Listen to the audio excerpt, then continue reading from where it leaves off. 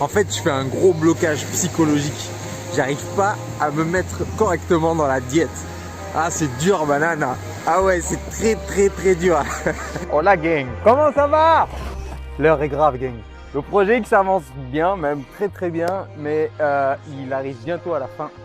Et je vais rentrer dans la phase la plus difficile.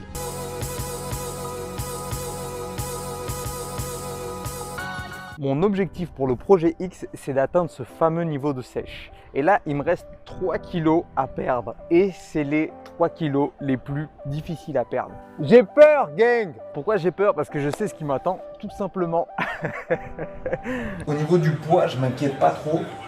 Ça bouge doucement, mais c'est pas très grave.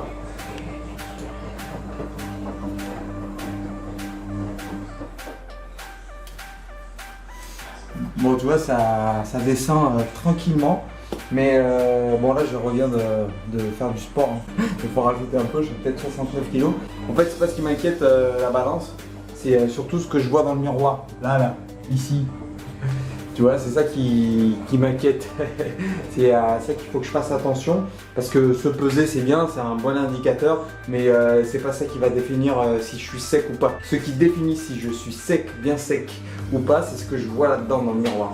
Je t'ai fait une vidéo où je t'expliquais ma stratégie. Et là, ma stratégie, elle touche à sa fin. Contrairement à ma première transformation, où j'avais énormément de temps et je me suis vraiment consacré que à ça, pour le projet X, j'ai voulu te montrer, entre guillemets, dans la vie réelle où tu n'as pas beaucoup de temps entre le boulot, tes sorties, les vacances, etc. Comment on fait pour perdre du poids. Du coup, tu mets beaucoup plus de temps à perdre du poids, c'est ce que j'ai pu constater. C'est beaucoup plus facile quand tu as énormément de temps libre devant toi pour te consacrer à une diète. Donc, perdre du poids quand tu es en vacances. Mais ce qui est super intéressant pour moi, c'est que ça m'a permis d'élaborer un programme, une diète spécifique pour la vie de tous les jours. Là, j'ai vraiment l'impression de faire un vrai blocage psychologique. J'arrive pas à m'y mettre vraiment sérieusement. Contrairement à ma première transformation, où je partais d'un niveau où j'étais assez gras quand même, tu peux le voir en image. Là, j'ai l'impression que comme mon objectif est beaucoup moins élevé, ça va, je pars pas d'un niveau, tu vois, j'ai pas trop à perdre, je me suis mis beaucoup moins sérieusement que lors de ma première transformation. Et là, c'est là où je fais, moi, j'ai l'impression de faire un blocage parce que j'arrive pas à m'y mettre vraiment sérieusement au niveau de la diète. Et là, à partir de maintenant, j'ai vraiment décidé parce que j'en ai marre en fait. À un moment donné, il faut se bouger les fesses. Et là, j'ai pas le choix, il faut que je me bouge les fesses. Au début du projet X, pour me mettre dans le bain de la diète, j'ai dû recompter mes calories, que j'avais pas fait depuis un bon moment. Et une fois que c'était parti, j'avais décidé d'arrêter, jusqu'à présent. Là, comme les choses sérieuses commencent, je vais me remettre à compter mes calories. Et c'est là où c'est très important, pour moi en tout cas. Apparemment, certaines personnes y arrivent sans, tant mieux pour vous. En tout cas, moi, pour me mettre vraiment bien dans le bain, il faut vraiment que je compte mes calories, j'en ai vraiment besoin pour ne pas faire d'erreur et essayer de perdre du poids le plus rapidement possible parce que là, je sais que je vais en avoir marre. Ce blocage psychologique, il m'empêche de trouver la motivation nécessaire pour que je puisse réussir comme il faut ma transformation. Et ça me saoule vraiment. Pour le sport, je vais continuer exactement la même chose que je faisais jusqu'à présent, sauf que je vais augmenter la cadence. Je vais accélérer un peu le rythme. Je vais prendre moins de temps de repos. Je vais faire beaucoup plus de répétitions parce que je fais tout au poids de corps. Les exercices polyarticulaires sont super bons pour ça. Dips, traction, pompe, gainage, abdos, tout ça, c'est parfait. Moi, je fais tout au poids du corps. Tout au poids du corps. Il faut absolument que je rajoute ce type d'exercice à mon entraînement un peu plus régulièrement. Parce que là, j'avais trop tendance à rester à la maison et faire des burpees. Mais ce genre d'exercice de musculation au poids du corps, ça va t'apporter énormément. En tout cas, moi, ça va m'apporter énormément et je sais que ça va m'aider à brûler du gras et essayer d'atteindre mon objectif. Je vais prendre moins de jours de repos. Par contre, je vais dormir plus longtemps. Je vais aller au lit beaucoup plus tôt. En ce moment, j'ai l'habitude d'aller au lit vers 23 h. 21h30 max, je serai au lit. C'est comme ça. Il faut que j'ai minimum 8 heures de sommeil par jour. Et comme je préfère m'entraîner le matin, je vais me réveiller tôt. Je préfère faire du sport le matin. Des fois, j'ai pas le choix. Je suis obligé de le faire le soir ou en après-midi. Mais en général, je le fais le matin. Je t'avoue que j'ai pris un peu une claque derrière la tête en voyant cette photo, en voyant ces vidéos, le niveau que j'avais. Il faut que j'attende ce niveau-là. Je sais ce qui m'attend et c'est chaud. Bon, ça veut dire quoi tout ça? Ça veut dire qu'il va falloir que je me bouge un peu les fesses, un peu plus. Et notamment au niveau du cardio. Parce que pour ma part, le cardio m'aide énormément. Pas seulement, je veux pas dire juste aller courir, tu vois, ou juste faire du hit. Mais des fractionnés en côte. 150 mètres à fond en fractionné en côte. Ça pique bien, ça réveille de bon matin. Surtout l'hiver. Avec une 15 de récup à la descente. Ce qui fait que j'ai pas trop de temps de récupérer si tu veux. Mais bon, c'est vraiment pas mal pour le cardio et attaquer dans le gras. Grâce au projet X, j'ai pu nous élaborer un programme hein. Pour les membres du gang. C'est gratos. Les membres du gang, c'est ceux qui ont les t-shirts, hein. N'oubliez pas. Allez voir la boutique Teespring Bananamo. Pour la diète, je m'inquiète pas trop. C'est pas ça mon vrai souci. Faut que je me concentre sur ce que je mange, des aliments de qualité, mais la quantité, elle compte aussi. C'est aussi important. Donc, je te montre un peu comment je m'organise. Par exemple, je prévois sur 1 jour et demi, on va dire. Des fois, je prévois pour plus longtemps. Mais là, par exemple, pour midi, brocoli, champignons, lentilles. Et j'ai déjà mon repas de ce soir. Mais avec ces deux-là, eh ben, demain midi, je peux manger aussi. J'essaie de manger des aliments de qualité qui aient toujours suffisamment de protéines et de glucides. Là, tu n'as pas vu de viande, c'est tout à fait normal. Il y a quand même des protéines dans le quinoa et dans les lentilles. La difficulté dans la diète, c'est qu'il faut que tu manges moins et que ton activité physique, tu la gardes assez élevée, assez intense. Et c'est ça qui est dur. Tu as besoin d'énergie, ton corps t'en réclame parce que tu fais beaucoup de sport, mais tu manges moins. Donc, essaye de primer sur la qualité. Donc, du coup, quand tu primes sur des aliments de qualité, même s'ils sont caloriques, ça va t'apporter beaucoup de bons macronutriments pour t'aider justement à surmonter ces faiblesses dans le sport. C'est quand même incroyable. Dès que je commence à compter mes calories, je ne sais pas si c'est un effet psychologique, je commence à voir les résultats face au miroir. C'est quand même fou. Et je suis super content parce que du coup ça m'encourage à compter mes calories. Après, comme je te l'ai déjà dit, toi tu n'es peut-être pas forcément obligé de compter tes calories. C'est surtout au niveau des quantités et des portions. Mais le plus important en fait, c'est mes macronutriments.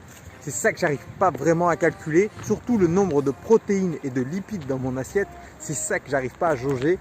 Et compter mes calories, c'est là où ça m'aide et c'est là où c'est super bénéfique pour ma diète. Et je pense que c'est là où tout se joue. Parce que les glucides, les glucides, on sait tous les contrôler. Mais parce que tout passe par là en fait.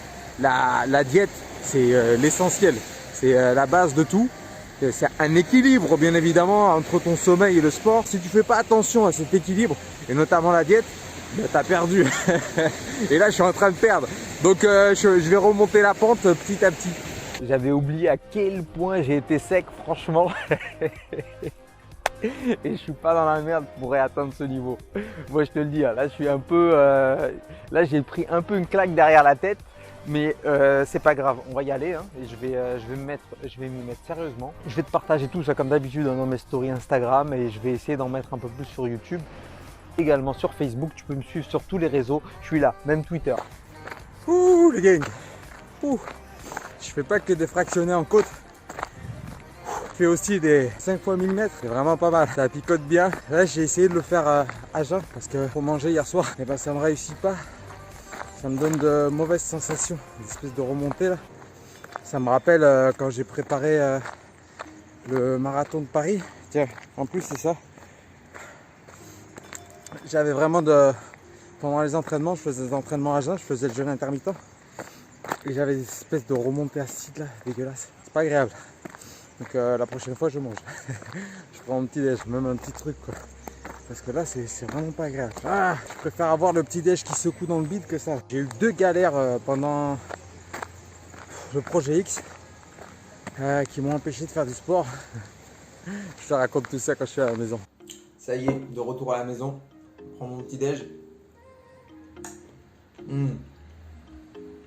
Ah, j'avais faim. J'ai pensé à ça pendant tout l'entraînement. Voilà, je voulais te raconter 2 petits pépins que j'ai eu pendant là le projet X. qui ont fait que en plus du quotidien, j'ai dû stopper. C'est 2 pépins de santé, enfin 2 pépins, c'est pas très grave, mais ça m'a empêché de faire du sport. Du coup, ça te casse dans ta dynamique et ça te casse ton programme en fait. Et ça, c'est assez compliqué.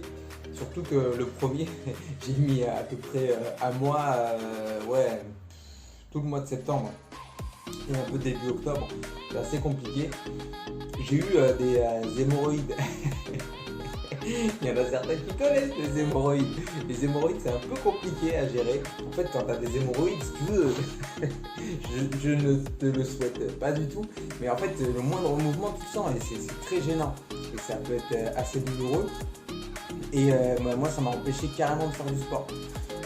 Mais j'ai forcé un peu. Et je crois que j'aurais pas dû forcer. J'étais un week-end avec des potes, on a fait un peu de course à pied, on a fait des trails et tout. J'ai pas trop forcé, pas trop forcé. Mais quand même, je l'ai ressenti après, ça a été assez douloureux. Et là, récemment, un deuxième j'ai un peu forcé à mon entraînement. C'était de la musculation au poids de corps. Je me suis levé le lendemain matin et j'arrivais plus à tendre les bras. Là, ça va mieux. Non, ça va mieux là quand même. J'ai fait juste des séries j'ai fait 10 fois 10 tractions. C'est vrai que pour mon niveau actuel, par rapport à mon niveau d'avant, là pour moi c'est un peu dur. Après l'entraînement, j'étais chaud, ça allait. Le soir, j'avais quelques petites douleurs, mais je pensais que c'était des petites courbatures. Mais le matin, en me levant, j'arrivais plus à tendre les bras. C'était horrible, vraiment. Bon, ça a mis bien une semaine entière à passer. Et là aussi, bam, otra vez, j'allais dire. Encore une fois, ça m'a coupé dans mon élan, ça m'a coupé dans mon programme. Mais bon, c'est pas très grave parce que tu te remets de tes blessures ou de tes soucis de santé. Et quand tu reprends tes entraînements, tu vois que même une semaine d'arrêt, tu vois que ça te coûte un peu, tu vois ce que je veux dire. Donc, mais bon, c'est pas grave, là je suis reparti au taquet. Et tout va bien. Petit truc, et tu vois là je suis en train de faire le montage, je réalise qu'on est à 19 000 et quelques dans le gang s'agrandit. On va arriver bientôt à 20 000 abonnés et j'aimerais faire comme pour les 10 000 abonnés, une FAQ, une foire aux questions. Donc si tu as des questions, n'hésite pas à me les mettre dans les commentaires, dans la barre de commentaires avec le hashtag FAQ et ta question juste après, en plus de me dire ce que tu as pensé de la vidéo bien sûr. On connaît. Bon voilà, je vais me mettre au travail. L'heure est grave. Moi, j'ai besoin de tous vos encouragements dans les commentaires, s'il vous plaît. Merci pour votre soutien avec vos pouces vers le haut. Ça fait super plaisir. Nous, on se voit très bientôt pour une autre vidéo. Ciao!